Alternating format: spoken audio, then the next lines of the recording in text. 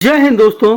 RRB group D 2025 CEN number 8 2024 post reference भरने से पहले आपको हर पोस्ट का काम जानना बहुत जरूरी है। बाद में बहुत बड़ा पछतावा हो सकता है।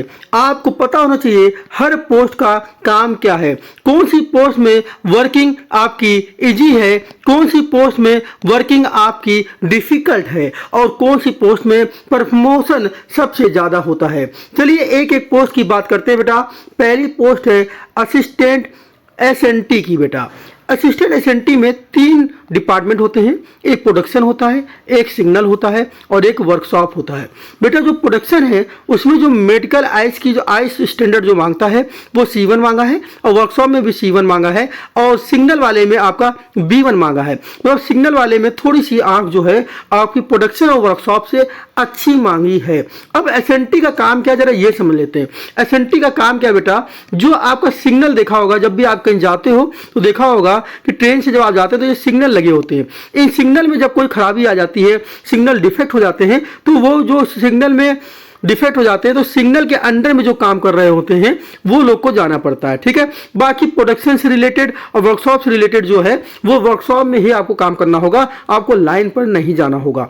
अगला क्या है, नंबर 2 देखते हैं। नंबर 2 है बेटा आपकी असिस्टेंट वर्कशॉप। जैसे नाम पे ही लिखा हुआ है असिस्टेंट वर्कशॉप, तो ये जितनी भी पोस्ट है इसका जो मेडिकल स्टैंडर्ड है वो C1 है। आइस का मेडिकल स्टैंडर्ड क्या है, C1, और आपको वर्कशॉप में ही काम करना होगा, इसलिए ये पोस्ट जो है वो अच्छी है। और दूसरी बात यहाँ पे क्या है, आपकी शिफ्ट वाइज ड्यूटी होती है, 8 घंटे की ड्यूटी या 10 घंटे की ड्यूटी होगी, उसके बाद आपको पढ़ने का बहुत टाइम मिल जाता है। इसलिए अगर ये पोस्ट आप ऊपर रखेंगे तो आप आगे की तैयारी कर सकते हैं। अगली पोस्ट जो है आपके सामने वो है कैरेज एंड बैगन वाली। कैरेज एंड बैगन ये क्या है बेटा, इस पोस्ट के बारे में समझ लीजिए। ये पोस्ट भी अपने आप में एक अच्छी पोस्ट है, बस थोड़ा सा इसमें काम डिफिकल्ट है लेकिन पोस्ट अच्छी है। अब इसमें क्या होता है, जो आपने देखा होगा मालगाड़ियां होती हैं जो आती हैं या जो एक्सप्रेस गाड़ियां होती हैं, उनके जो भी बोगियों में दिक्कत हो जाती है, उन बोगियों के पार्ट्स में दिक्कत हो जाती है। मान लीजिए जैसे ये मान लीजिए मालगाड़ी है। अब ये देखिए आपको ये मालगाड़ी नज़र आ रही है, तो इसमें जो यहाँ पर आपको नज़र आ रहा है ये जो पार्ट्स पहिए लगे होते हैं यहाँ पर जो है, ये अगर इनमें कोई दिक्कत हो जाती है तो इसको सही करने का काम किसका होता है, कैरेज एंड बैगन वालों का होता है। तो आपको समझ में आ गया, जो मालगाड़ी होंगी, एक्सप्रेस गाड़ी होंगी, उसमें जो भी दिक्कत होगी, ठीक है, उसमें सही करने का काम किसका है बेटा, कैरेज एंड बैगन वालों का है। और यहाँ पे मेडिकल स्टैंडर्ड इन्होंने B1 मांगा है। अगली पोस्ट के बारे में चलते हैं। अगली पोस्ट असिस्टेंट लोको शेड। बेटा तो असिस्टेंट लोको शेड में क्या है, यहाँ पे 2 डिपार्टमेंट हो जाएंगे, एक इलेक्ट्रिकल डिपार्टमेंट, एक डीजल डिपार्टमेंट। मतलब कुछ लोको शेड होंगे जो डीजल होंगे, जहाँ पे डीजल इंजन जाते हैं रिपेयर के लिए, और कुछ होंगे जहाँ पे इलेक्ट्रिकल इंजन, वहाँ पे इलेक्ट्रिकल इंजन जाते हैं रिपेयर के लिए। तो दोनों के लिए मेडिकल स्टैंडर्ड जो है आइस का B1 मांगा हुआ है, और ये पोस्ट भी पढ़ाई करने के लिए अच्छी है क्योंकि आपको लोको शेड में ही काम करना है। अगला क्या है, असिस्टेंट ऑपरेशन। असिस्टेंट ऑपरेशन में बेटा क्या है, जैसे आपने देखा होगा कि शेड हैं, बाकी जगह भी होती हैं जहाँ पे कुछ इलेक्ट्रिकल वर्क होता है, जहाँ पे लाइटें खराब हो गई या कुछ चीज़ खराब हो गई, तो उस काम के लिए जो है ये पोस्ट रखी गई है। और ये पोस्ट भी अपने लिए सही है। इसमें भी 2 प्रकार की पोस्टें हैं, तो एक का स्टैंडर्ड B1 है और एक का स्टैंडर्ड जो है C1 मांगा गया है। असिस्टेंट पीवे ये पोस्ट थोड़ी सी कठिन है बेटा, और ये लाइन की पोस्ट है, आपको लाइन पे वर्क करना होगा, पटरी में वर्क करना होगा, इसलिए मैंने इस वाले को बता रखा है, एक रेड कलर से बना रखा है क्योंकि ये पोस्ट कठिन है और उसका मेडिकल स्टैंडर्ड भी B1 मांगा है। आपसे मैं यही कहूंगा कि इस वाली पोस्ट को आपको नीचे रखना है। अगली पोस्ट देखते हैं क्या है। अगली पोस्ट है असिस्टेंट TLNAC। TLNAC क्या है, TLNAC ट्रेन लाइट और AC। जो भी आपकी एक्सप्रेस गाड़ियां होती हैं उनकी जो बोगियां होती हैं, उनके अंदर के लाइटों में कुछ दिक्कत आ जाए, क्या AC में कोई दिक्कत आ जाए, जैसे आप देखोगे सब आप सफर कर रहे होते हो तो जो आपकी AC बोगियां होती हैं, है ना, 3 टायर जिनको बोलते हैं, 2 टायर बोलते हैं, है ना, तो उनमें अगर AC प्रॉब्लम होती है तो आज जो वहाँ पे सफ़र कर रहे होते हैं लोग, वो कहते हैं भाई इस बोगी की AC नहीं चल रही, तो उनको सही करने के लिए भी वहाँ बंदे रहते हैं। तो ये ट्रेन लाइट और AC इसके अंडर में आएंगे, तो ये पोस्ट भी सही है। बट पर एक में जो पोस्टें हैं नंबर 1, नंबर 2, नंबर 3 उससे थोड़ी सी कम सही है। मैं बता दूंगा इसको कहाँ पे और कब रखना है, ठीक है।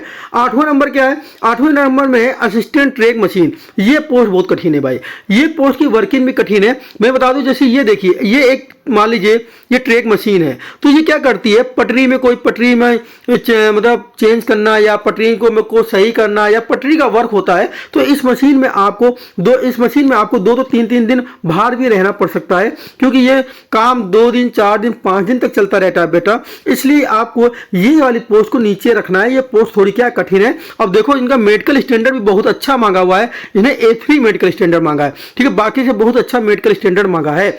असिस्टेंट टीआरडी का वर्क क्या है ये देख लेते हैं। टीआरडी का वर्क आपने देखा होगा, खंबे वैसे लगे रहते हैं, ठीक है, ये खंबे के ऊपर देखा होगा एक OHE तार जा रहा होता है, जिसके ऊपर ये एक देखिए OHE तार गया हुआ है। और इसमें क्या होता है, जो आपका पेंटो मतलब जो इंजन होता है, इंजन का ऊपरी वाला भाग जो पेंटो इसमें टच कर रहा होता है, जहां से ये बिजली ले लेता है। तो इस बिजली में जो लेता है, तो आपको बता दिए तार को OHE बोलते हैं। और इस पे कम से कम 25 kV, कितनी बेटा 25 kV की बिजली बह रही होती है या प्रवाहित हो रही होती है।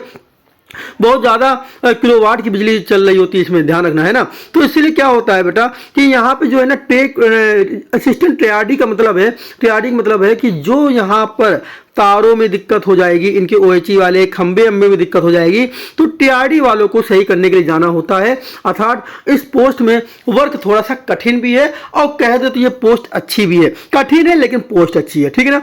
पॉइंट्समैन आपने देखा होगा, जब आप जाते हो तो प्लेटफॉर्म में बहुत सारे जब गाड़ी रन थ्रू निकल रही होती है तो झंडी दिखाते हैं, है ना, स्टेशन मास्टर के अलावा, तो वो पॉइंट्समैन होते हैं। या स्टेशन मास्टर के साथ भी 1-2 लोग को पॉइंट्समैन को लगाया जाता है काम के लिए, थोड़ा सा कॉशन देने के लिए, ये करने के लिए वो करने के लिए। तो ये पोस्ट अच्छी है और ये पोस्ट बहुत अच्छी है। रीजन क्या है ये मैं आखिरी में बताऊंगा। मैं इसको कहूंगा ऊपर पहले नंबर में या दूसरे नंबर में रखना है, और क्यों रखना है ये अभी बताता हूं मैं आपको, ठीक है।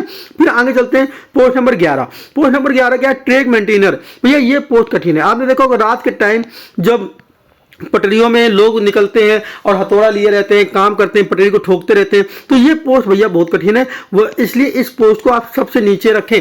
माना कि इसमें पोस्टें ज़्यादा निकली हैं, पोस्ट इसमें ज़्यादा निकली है, लेकिन बेटा ये कठिन पोस्ट है, इसमें पढ़ाई नहीं हो सकती और आगे प्रमोशन के लिए आप पढ़ भी बहुत कम पाएंगे, टाइम कम मिलेगा क्योंकि थकावट इतनी ज़्यादा हो जाती है, इसलिए इसको आप नीचे रखें। असिस्टेंट ब्रिज क्या है बेटा, असिस्टेंट ब्रिज का काम क्या है कि जैसे आपने देखा होगा जब गाड़ियाँ हम लोग निकल रही होती है तो कभी कभार पुलों से भी निकलती है। तो ये जो पुल क्या होते हैं बेटा, जैसे ये पुल है, अब मान लीजिए ये पुल क्या हुआ, कुछ खराब हो गया, पुल में कुछ दिक्कत हो गई, तो उनको भी तो मेंटेनेंस करना पड़ेगा ना कभी पुल गिर जाएगा जाके। तो इसलिए इसमें जो पोस्ट के में जो आएगा असिस्टेंट ब्रिज वाले में जो लेगा पोस्टिंग, उसको यहाँ पे ब्रिज वाले से रिलेटेड काम करना होगा, तो मरम्मत का काम या नए पुल बनना है उसमें काम, ये सब कुछ। तो मेरे ख्याल से एक एक काम आपको समझ में आ गया है। अब मैं आपको बता देता हूँ कौन सी पोस्ट कहाँ के लिए ज़्यादा अच्छी है और कब इसको लेनी है, कब भरनी है, ठीक है। तो चलते हैं जरा एक बात कर लेते हैं। जितनी ये ब्लैक कलर की मैंने पोस्टें बनाई हैं आपके लिए, ये इसलिए बनाई है कि इसको आप ऊपर रखिए। ब्लैक कलर वाली पोस्टों को आप ऊपर रखेंगे ज़्यादा अच्छा रहेगा,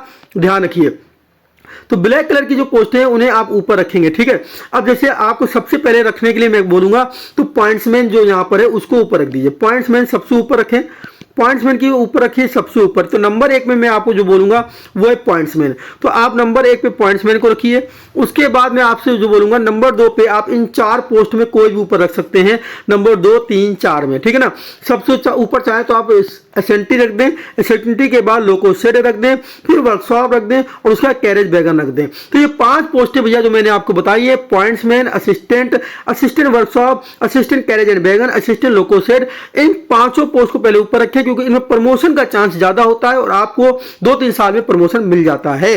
उसके बाद जो ग्रीन कलर की 2 पोस्टें मैंने लिखी हुई हैं, असिस्टेंट ऑपरेशन और एक आपको बताइए असिस्टेंट टीएल और एसी, इनको आप दे सकते हैं फिर अगले नंबर पे। और सबसे नीचे जो रेड कलर की ये पोस्टें हैं उनको आपको रखना है। सबसे नीचे कौन सी पोस्टें रखनी है, रेड कलर की जितनी पोस्टें हैं उनको रखना है। रेड कलर की पोस्टें कहने का मतलब असिस्टेंट पीवे हो गया, या फिर आपका असिस्टेंट ट्रैक मशीन हो गया, या ट्रैक मेंटेनर हो गया, या असिस्टेंट ब्रिज। इन चारों को आप नीचे रखना है। इन चारों के ऊपर आप असिस्टेंट टीआरडी को रख दें, इन चारों के ऊपर आप असिस्टेंट टीआरडी को रख दें। मेरे ख्याल से अब आपको समझ में आ गया होगा कौन सी पोस्ट कहां पे रखनी है। इसको देख के बढ़िया से फॉर्म भरें जिससे आगे प्रमोशन ले सकें और आप ग्रुप डी की नौकरी में भी एंजॉय कर सकें।